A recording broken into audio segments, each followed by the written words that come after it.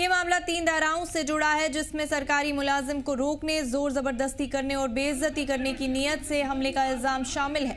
मामले की समाअत जस्टिस राजेश सेखरी की अदालत में हुई, जहां पुलिस और दूसरे फरीक को नोटिस जारी करते हुए 4 हफ्तों में जवाब दाखिल करने को कहा गया है। अब इस केस की अगली समाअत 31 अक्टूबर 2025 को होगी।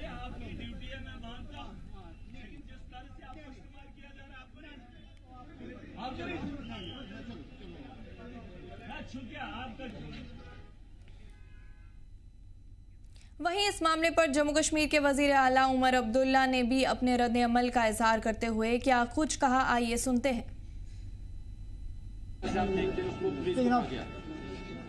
अगर उन्होंने वाकई कुछ ऐसा पीएसए के लायक किया होता तो अदालत से उनको रिलीफ नहीं मिलता।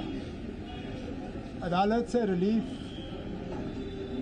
मिलने का जो मुझे लगता है उससे मतलब ये निकाला जा सकता है कि जो भी उनकी गलती रही वो पीएसए के तहत गिरफ्तार होने के लायक नहीं है। मुझे लगता है चुपचाप तरीके से हुकूमत के उस हिस्से को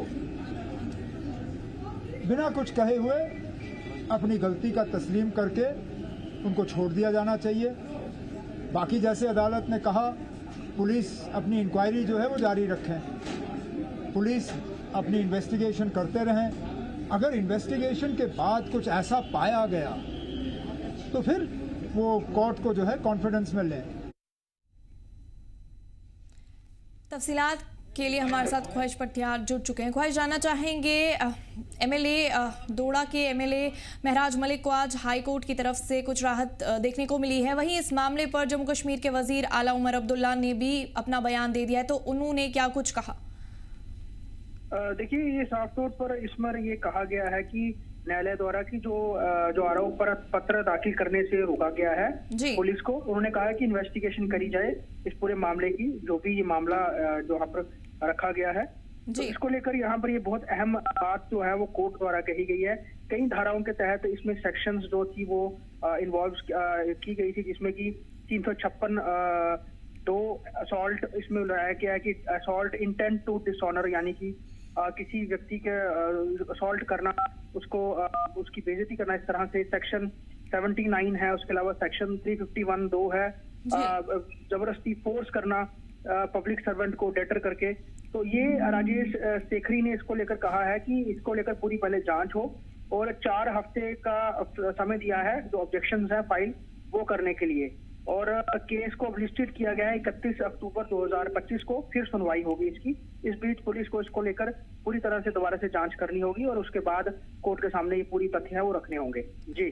और अगर हम अभी हालात की बात करें तो डोडा में कैसे हालात बने हुए हैं अभी? ख्वाहिश देखिए, डोडा में हालात अभी जो है वो सामान्य ही बने हुए हैं, क्योंकि एक तो जगह छोड़ दो, बाकी जगहों से बीएनएसएस की धारा 163 को हटा दिया गया है और लाइफ अब जो है बिल्कुल नॉर्मल नजर आ रही है। लोग कामकाज करते हुए नजर आ रहे हैं, खरीदारी करते हुए नजर आ रहे हैं, मूवमेंट उनकी नजर आ रही है। तो कहीं ना कहीं पिछले दिनों में जिस तरह से रिस्ट्रिक्शन थी उससे डोडा के ज्यादातर इलाके जो है उभर चुके हैं, लेकिन कुछ एक दो जगह छोड़ के बाकी जगह जो है स्थिति सामान्य है। पुलिस पूरी नजर रख रही है और इवन सोशल मीडिया में प्रॉपर नजर रखी जा रही है।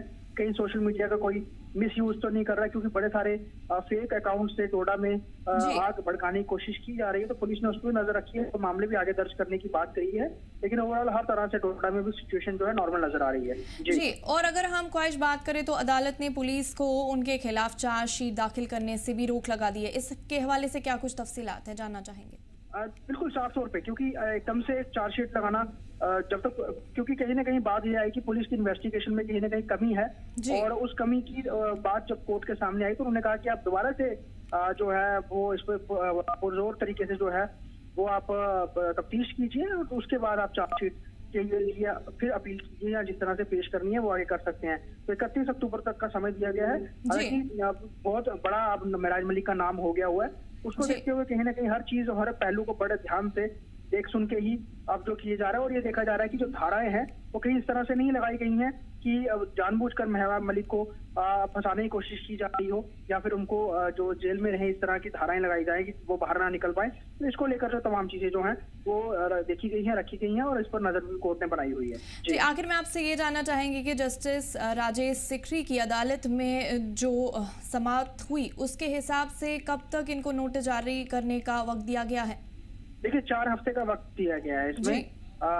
4 हफ्ते के भीतर जो है उसके बाद टोटल इनको इन्वेस्टिगेशन का टाइम दिया गया है। उसके बाद जो है जो केस को लिस्ट किया गया है फर्दर हियरिंग के लिए 31 अक्टूबर को। तो तब तक जो है 4 हफ्ते तक यानी कि लगभग 1 महीने का वक्त है।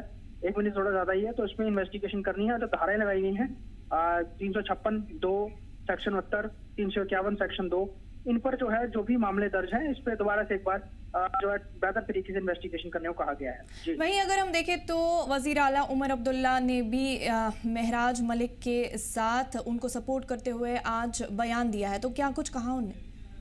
देखिए साफ तौर पर मुख्यमंत्री है, मुख्यमंत्री का भी महराज मलिक को बयान आना कहीं ना कहीं सपोर्ट करती है और कहीं ना कहीं महराज मलिक को इसका सीधा सीधा बहुत बड़ा फायदा होता हुआ नजर आता है कि प्रदेश की सरकार जो है कहीं ना कहीं महराज मलिक के साथ है।